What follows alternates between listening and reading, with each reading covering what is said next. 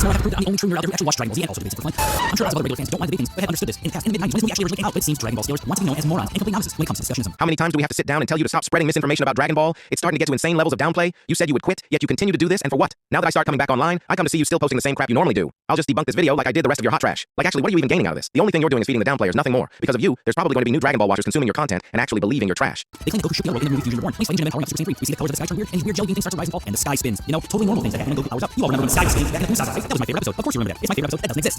So because sailors are morons, of course I had to instant transition into the discussion to help them see what they don't ever watch in the first place. This is King Yell's entire palace, and all of Snake Way, encased in one jelly bean dome. It's entirely detached from the Otherworld and no longer where it should be. And it's falling down closer to HFIL. And it's safe to assume that every other major area of Otherworld is also encased in their own jelly bean thing, which includes Grand Kai's palace. It's really not even done to think only Emma's palace was detached. Wrong final form figures. If you were to watch the movie, we get information on these specific jelly beans that Emma's realm is enclosed inside of. In the beginning of the movie, we see Goku and Pikkon training within the Otherworld tournament arena, located on the Grand Kaio's planet. In the background, nearby asteroids and moons get turned into jelly beans, which is caused by Janemba's reality warping abilities. Then the ring is slowly trying to morph into a jelly bean. This means Janemba's ability is trying to reach further from Emma's palace to the heavens and beyond. We know this, because every single piece of the depiction and map of the afterlife and placement always have Grand Kaio's world being above everything else in the afterlife. Grand Kai tells Goku and Pikkon to go visit King Yemma's place, seeing as that was the start of origin. And once they visit, all those jelly beans pop up. So no, not every place is infested with beans, it's only going to be. As in, it's going to spread out progressively until it shapes the whole afterlife into jelly beans. So not every single area is a jelly bean. I hope this sets a fact straight for your shrimp head. Janemba was going to infect it, as in it didn't fully happen but was about to. It only shaped the realm down below, not the higher realm from above. His planet was not a jelly bean. It's there to imply that every major area in the Otherworld is broken and falling down towards Goku and Janemba. So when Goku powers up, his light reaches this location in a fraction of a second. Yemma and Elder Kai's places are now much closer than they were before. It's so close to where Goku and Janemba are located that light can shine up and out of the area and completely light up Yemma's palace entirely in a split second. These jelly bean things are either splitting off the areas of the Otherworld of their own steel jelly bean things, or they are like his portals. This isn't true. The reason for why Emma's palace was turned into beans was because that's where Janemba was first created.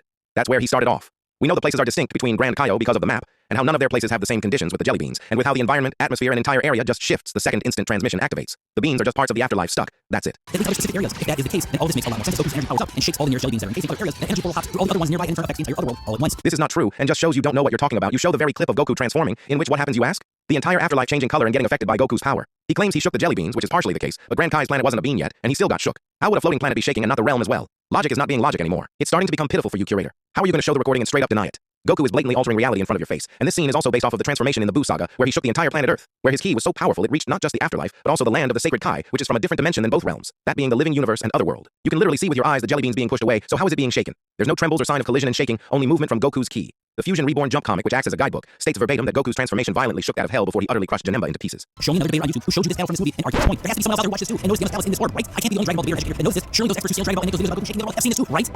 Surely they're experts after all. Why would they lie to you? Of course they don't lie. I lie. I'm the problem. I'm just the worst. When I show these panels and clips, that's just me using CGI and AI. Those guys who never showed you this? Yeah, those are the good ones. The totally honest people. Definitely didn't censor all of this from you for years and years and years. Make sure to comment below how dumb it is for me to use facts and source material in the comments below. Can't wait. Those meal, man, if we see your hand, we chop it off. Let me see your chain. Think you got that at the shopping mall by Cinema. But a GameStop that I shop a lot of shipping phones from the same spot.